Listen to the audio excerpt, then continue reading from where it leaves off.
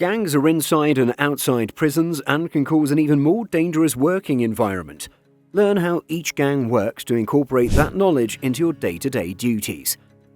Though usually smaller than street gangs, prison gangs present a real danger to correctional staff. Staying aware of members in your facility can keep you safe and help you in your day-to-day dealings with inmates. In this video, we'll look at the deadliest prison gangs. Welcome back to the channel. Our videos are guaranteed to keep you coming back for amazing content, so let's start with today's video. Black Guerrilla Family USA. George Jackson discovered the Black Guerrilla Family with W.L. Nolan in San Quentin State Prison in 1966. With a list of stated aims that include removing racism as well as toppling the American government, it's believed to be the most political of the most significant U.S. prison gangs. BGF's aggressive anti-authority rules make them a serious threat to prison officials who represent the government that the gang targets to eliminate. The BGF is known for getting members from other black street gangs when they are imprisoned, and the gang has strong relationships with many external gangs. According to investigations, there could be as many as 300 full BGF members and up to 50,000 associates. Rodrakapet, Sweden. The Rodrakapet gang came to Kumla High Security Prison in 1995. Members of the Brotherhood are responsible for criminal activities, including drug and arms trafficking, extortion, and murder. Despite being a relatively small gang with between 60 and 70 active members, the Brotherhood has a strong presence in Swedish prisons, as well as developed a reputation for violence. The gang is also involved in many criminal activities beyond prison walls. In 2007, during a party, an ex-member of another gang was murdered after he allegedly made an insult about a Brotherhood member's tattoo. While several individuals were arrested, just one member and one supporter were found guilty. Nuestra Familia USA. The Nuestra Familia was founded in California in 1968 to protect rural Latinos from the Mexican Mafia during prison. Nowadays, the gang's main activities involve smuggling and giving drugs into the prison in which it operates. The gang is a fierce adversary of the Mexican Mafia, and this conflict is considered to be the longest-running gang war in California. It's estimated that the Nuestra Familia is responsible for at least 600 murders within 30 years. The imprisoned Nuestra Familia gangsters have a lot of strong links on the outside and use gang members who are released to smuggle drugs into the prison system. Trinitario, US and Dominican Republic. The Trinitario gang was established in New York prisons in 1989. Initially, the organization was started to offer help and safety to Hispanic prisoners incarcerated in New York. The gang members are Hispanic, predominantly from the Dominican Republic. The gang has been described as New York's fastest-growing gang. It has spread to the surrounding areas and is believed to have 30,000 members worldwide, with most of these in America and the Dominican Republic. The gang makes its money through robbery, drug as well as weapons trafficking, and murder. Their use of machetes, along with their strength of numbers and fast increasing membership, makes this gang one of the most dangerous gangs. The Number Gang, South Africa. The Numbers Gang is said to control most of South Africa's prisons. Founded in 1911, the gang is divided into three factions: the 26s, the 27s, and also the 28s. Each arm of the gang member serves a different purpose. The 26s are responsible for getting cash, as well as the 27s are the law keepers, and the 28s are the warriors. The Numbers Gang is particularly dangerous because it influences the prison system and the level of violence the gang demands of its members, being notorious for attacks on correctional officers and wardens. In Pollsmoor Prison, up to 50% of wardens have been stabbed or cut. The gang frequently demands these attacks on new members to prove their loyalty.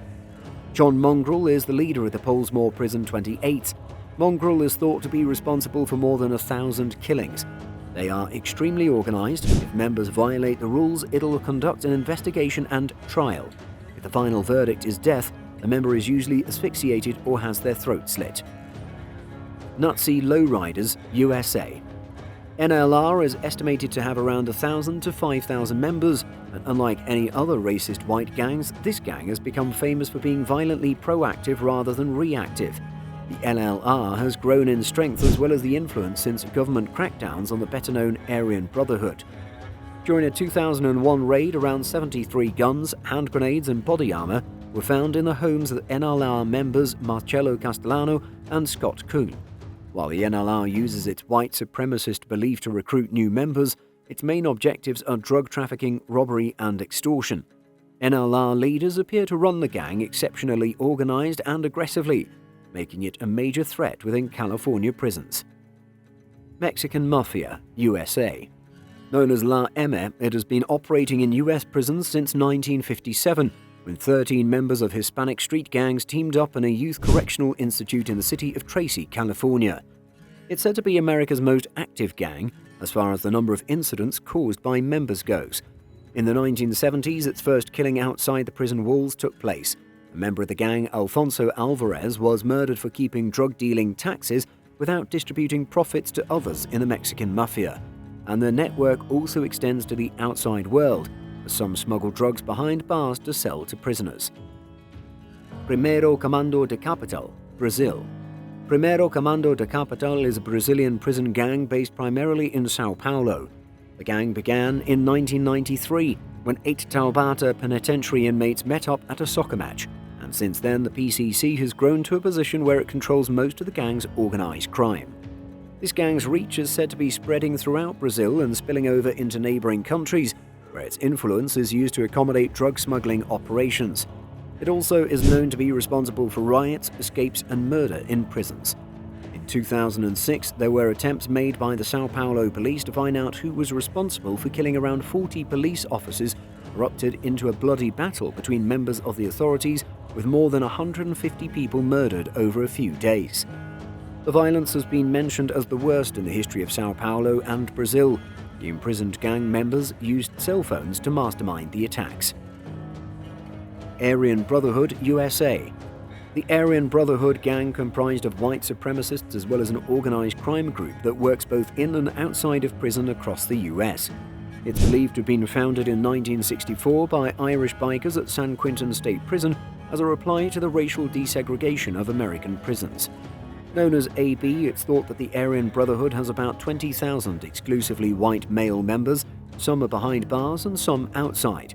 The Aryan Brotherhood prison activities include smuggling contraband, distributing drugs, murder, and prostitution.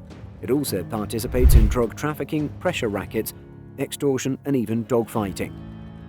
And despite comprising only 1% of the US prison population, the gang is believed to be behind about 20% of all prison murders. Mafia boss John Gotti turned to the Aryan Brotherhood for help dealing with an attacker, and the threat was so big that protective custody was arranged for Gotti's assailant immediately. The Nieta Association, Puerto Rico. Established in Puerto Rico in the 1970s, the Nieta Association, or just Nieta, has become the main controlling force of the Puerto Rican drug trade.